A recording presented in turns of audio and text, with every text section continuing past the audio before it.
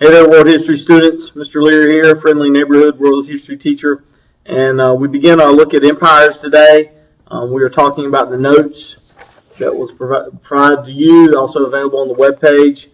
And we are talking about how today empires transitioned from what were initially those early civilizations we talked about. And we're going to start with Egypt. Know that the Egyptians really got into the empire game seemingly because those around them were in the empire game, being conquered themselves and then using those conquered technologies and assimilated technologies and techniques. It made sense for them to push to outside their own borders and conquer and build an empire all their own. Mesopotamia, as we look at the Assyrians, this is where the Fertile Crescent is. So that's another place we talked about where civilization began. The empire game there is going to begin with the Assyrians.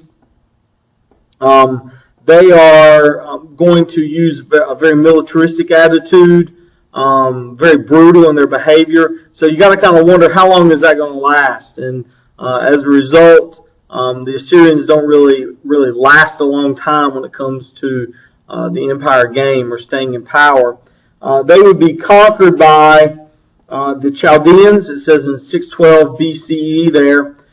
This is the Neo-Babylonians or the New Babylonians.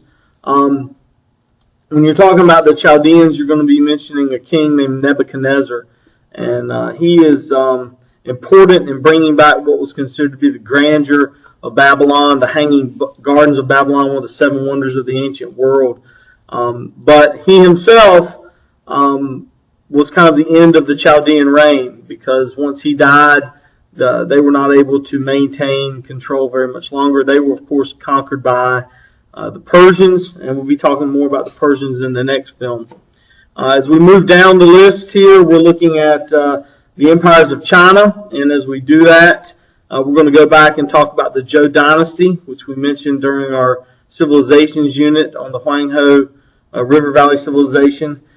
Remind ourselves that feudalistic system of loyalty was a key foundation for the Zhou maintaining power and spreading their influence and expanding power.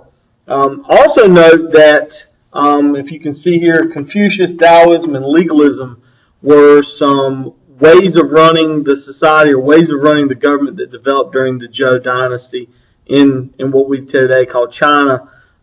Confucius, around 500 BC, called for harmony as a way to implement power and control over the people of that region, talking about relationships and respect, using wisdom. And the word bureaucracy should be mentioned here because using a network of people to handle the day-to-day operations, in this case of the government, becomes an effective way. And that's something we still even use today when you start talking about civil servants. And we'll be seeing empires implement this independently really throughout history. So that key word bureaucracy there. Taoism, that natural order, is important, as the note suggests. And then legalism, the use of power to impose harmony amongst the population. And when you start talking about legalism, you're going to come to the dynasty or the empire that's going to follow the Zhou. That would be the Qin dynasty. Going to be a lot of unity here and unifying the people of the region of China here. And of course, that's where China gets its name, from the Qin. But not a whole lot of allowances for freedom or liberty. We see that property was seized by the government, books were burned, but centralization of power and authority is definitely built. And even as the Qin, who don't last very long, again, brutality is not a way to really keep a long-lasting reign. Once Qin died himself, once Qin Huangdi died himself, power didn't stay in the family very long. The dynasty didn't last. But something that was effective, that centralization of power, did last beyond the years of the Qin reign as an empire in China. So we'll be looking at the Persians next, and thanks a lot.